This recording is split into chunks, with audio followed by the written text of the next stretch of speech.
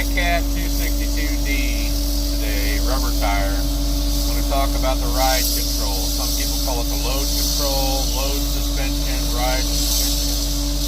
It's the suspension on your bucket, so whenever you're carrying a load, it takes all the jostle out of it. So if you're an uneven ground, bump, it don't sit there and bounce and throw your load, everything out of your bucket.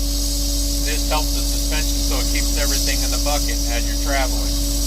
Now the problem is some of you guys sit here and get into the controls and there's a speed setting for the load control.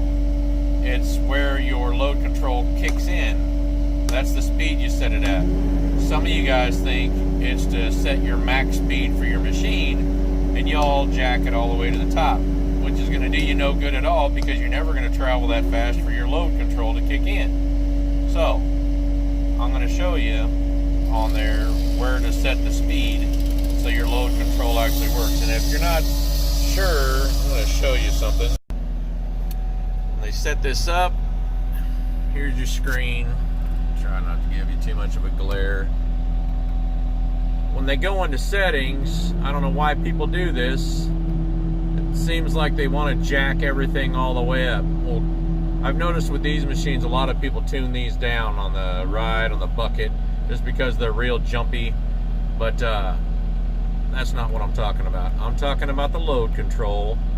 Everybody I've seen jacks this speed all the way up, like it's their travel speed, like it'll make the machine go faster. That's not what this is. This sets when your load control kicks in.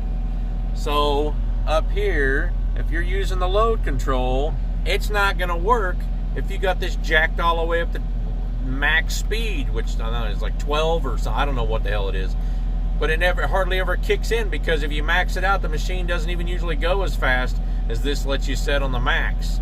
So set it down on 4 or 5 miles an hour, which isn't very fast at all. That way, when you're going slow and you're scraping things, the load control's not kicking in. But when you're carrying a load and you're going down the street, you hit 5 miles an hour, all of a sudden the load control kicks in, which I'm going to try to show you what we are talking about. Idle this dude up a little bit.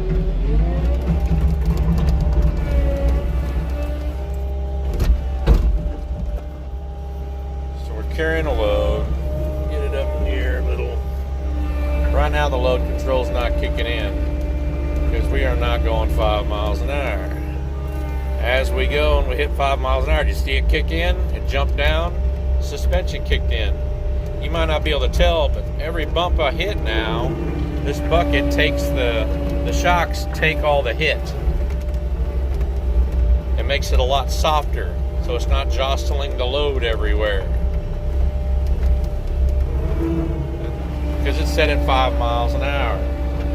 Now I could set it up higher, so I'd have to go faster before it kicked in. But for me, 4 or 5 miles an hour is perfect.